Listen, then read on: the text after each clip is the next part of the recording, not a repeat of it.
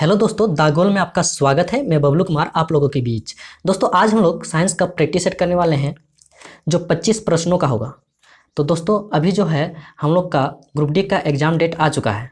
तो दोस्तों हम लोग अभी जितना ज़्यादा प्रैक्टिस सेट करेंगे उतना ज़्यादा हम लोग के लिए क्या है, फ़ायदेमंद है। तो चलिए दोस्तों स्टार्ट करते हैं। आपका पहला प्रश्न है, रोलर बेयरिंग का स्नेहन करने के लिए सामान्यतः निम्नलिखित स्नेहक की आवश्यकता होती है। दोस्तों यहाँ बोला गया है कि रोलर बेयरिंग का स्नेहन करने के लिए सामान्यतः निम्नलिखित स्नेहक की आवश्यकता होती है। तो दोस्तों इसका राइट आंसर हो जाएगा ऑप्शन नंबर ए यानी अर्धठोस। क्या हो जाएगा दोस्तों? अर्धठोस। चलिए आते हैं अगले प्रश्न की ओर।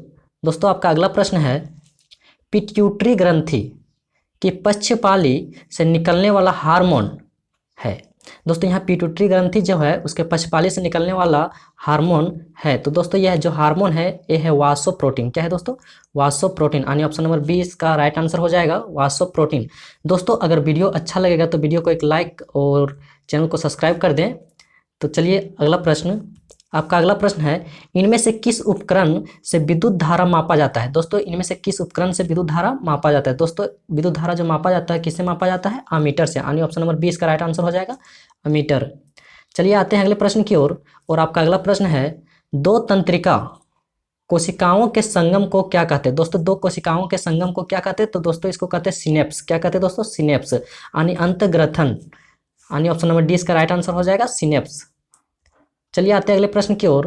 और आपका अगला प्रश्न है, हाइड्रोजन के जलने से संबंध प्रक्रिया है। दोस्तों हाइड्रोजन के जलने से कौन सी प्रक्रिया होती है? तो दोस्तों इस जो होती है ऑक्सीकरण होती है। क्या होती है दोस्तों? ऑक्सीकरण, यानी कि ऑप्शन नंबर 20 का राइट आंसर हो जाएगा, ऑक्सीकरण। चलिए आते हैं अगले प्रश्न की ओर।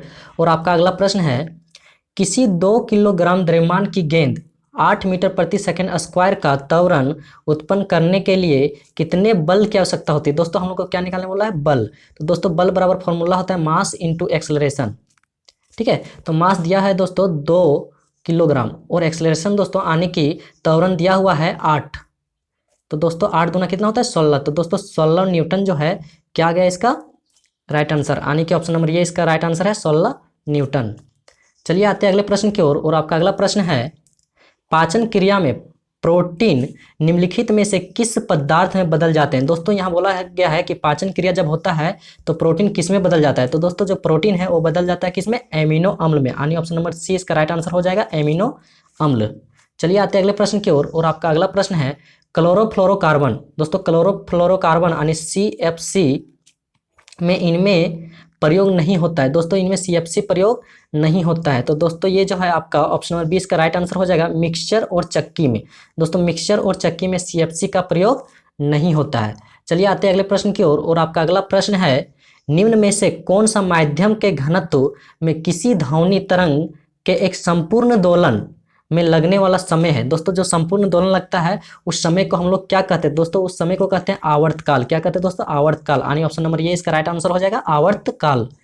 चलिए आते हैं अगले प्रश्न की ओर। और आपका अगला प्रश्न है, कोशिका में पाए जाने वाला अनुवांशिक पदार्थ है। दोस्तों कोशिका में पाए जाने वाला जो अनुवांशिक पदार्थ है वो आपका है DNA। ऑप्शन नंबर ये इसका राइट आंसर हो जाएगा, DNA।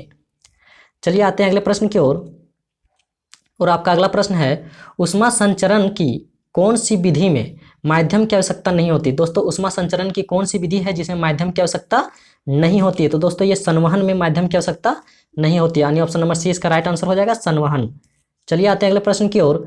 नाभिक का परमाणु क्रमांक बराबर होता है। दोस्तों जो नाभिक का परमाणु क्रमांक है वो किसके बराबर होता है? तो दोस्तों ये बराबर होता है प्रोटॉनों की संख्या पर, यानी कि प्रोटॉनों की संख्या बराबर परमाणु संख्या होता है और इलेक्ट्रॉनों की संख्या बराबर भी क्या होता है? परमाणु संख्या होता है।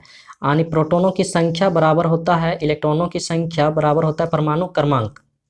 ठीक है, चलिए आते हैं अगले प्रश्न की ओर। और आपका अगला प्रश्न है, किस गुणधर्म यानी किस गुणधर्म के कारण पानी से भरे बर्तन में डुबाई गई छड़ मुड़ी हुई प्रतीत होती थी? दोस्तों अगर पानी में कोई छड़ को हम लोग डुबाते हैं तो मुड़ी हुई प्रतीत होता है। तो मुड़ी हुई प्रतीत होता है किसके कारण? अपवर्तन के कारण, यानी ऑप्शन नंबर 20 का राइट आंसर हो जाएगा, अपवर्तन। चलिए आते हैं अगले प्रश्न की ओर। और अगला प्रश्न है, कृत्रिम वृक्क किन अपशिष्ट उत्पादों को रुधिर अपोहन करता है? यानी कि बोला गया है दोस्तों कि जो कृत्रिम वृक्क है यानी कृत्रिम किडनी जो है वो अपशिष्ट उत्पादों को रुधिर अपोहन करता है, तो किससे? नाइट्रोजन से, यानी ऑप्शन नंबर ये इसका राइट आंसर हो जाएगा, नाइट्रोजन। चलिए आते हैं अगले प्रश्न की ओर, और आपका अगला प्रश्न है तंत्रिका तंतु। दोस्तों तंत्रिका तंतु की उत्पत्ति किस प्राथमिक ऊतक द्वारा होती है?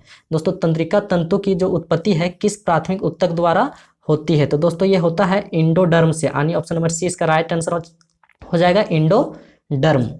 चलिए आते हैं अगले प्रश्न की ओर, और आपका अगला प्रश्न है निम्न में से किस स्रोत से सबसे शुद्ध पानी प्राप्त किया जा सकता है? यानी कि बोला गया है दोस्तों इनमें से किसमें सबसे शुद्ध पानी प्राप्त किया जा सकता है? तो दोस्तों इसका राइट आंसर हो जाएगा बरसाती पानी। दोस्तों बरसाती पानी में सबसे शुद्ध पानी प्राप्त किया जा सकता है। चलिए आते हैं अगले प्रश्न की ओर, और आपका अगला प्रश्न है उत्तल दर्पण से प्रतिबिंब सदैव बनता है। दोस्तों उत्तल दर्पण में सदैव प्रतिबिंब बनता है, तो दोस्तों ये जो बनता है ध्रुव और फोकस के बीच में, यानी ऑप्शन नंबर सी इसका राइट आंसर हो जाएगा, ध्रुव और फोकस के बीच में। चलिए आते हैं अगले प्रश्न की ओर, और आपका अगला प्रश्न है आवृत्ति तथा आवर्तकाल के गुणनफल होता है। दोस्तों आवृत्ति और आवर्तकाल के गुणनफल को क्या कहते हैं? तो दोस्तों आवर्ती और आवर्तकाल के गुणनफल होता है। दोस्तों इसका राइट आंसर हो जाएगा 1। आवृत्ति और आवर्तकाल के गुणनफल सदैव कितने होते हैं? 1 होते हैं, यानी ऑप्शन नंबर ये इसका राइट आंसर हो जाएगा 1। चलिए आते हैं अगले प्रश्न की ओर, किसी पिंड का संवेग 50 kg है, यानी कि संवेग यानी कि पी कितना दिया है दोस्तों? 50 kg, ठीक है। और वेग यानी कि भी दिया हुआ है 5 मीटर प्रति सेकेंड है। तो पिंड का द्रव्यमान एम निकालने बोला है दोस्तों, एम क्या करने बोला है? निकालने बोला है। तो दोस्तों हम लोग जानते हैं कि पी बराबर होता है एम भी, तो एम बराबर हो जाएगा पी बटा भी। तो दोस्तों पी दिया हुआ है 50 kg और भी है आपका 5, तो ये कितना हो जाएगा दोस्तों? 10। तो 10 kg द्रव्यमान किस में होता है दोस्तों? kg में, तो इसका आंसर हो जाएगा 10 kg। ऑप्शन नंबर डी इसका राइट आंसर हो जाएगा 10 kg। चलिए आते हैं अगले प्रश्न की ओर, और आपका अगला प्रश्न है विद्युत अपघटन की क्रिया में कैथोड पर होता है। दोस्तों यहाँ पूछा गया विद्युत अपघटन की क्रिया में कैथोड पर होता है, तो दोस्तों जो कैथोड पे होता है वो होता है आपका, तो दोस्तों इसका राइट आंसर हो जाएगा आपका विघटन। क्या हो जाएगा दोस्तों? विघटन, यानी कि विद्युत अपघटन की क्रिया कैथोड पर होता है तो क्या होता है दोस्तों? विघटन होता है। ऑप्शन नंबर सी इसका राइट आंसर हो जाएगा। चलिए आते हैं अगले प्रश्न की ओर, और आपका अगला प्रश्न है पीलिया रोग। क्या है दोस्तों? पीलिया रोग किसे प्रभावित करता है? दोस्तों पीलिया रोग जो है वो प्रभावित करता है यकृत को, यानी ऑप्शन नंबर बी इसका राइट आंसर हो जाएगा यकृत।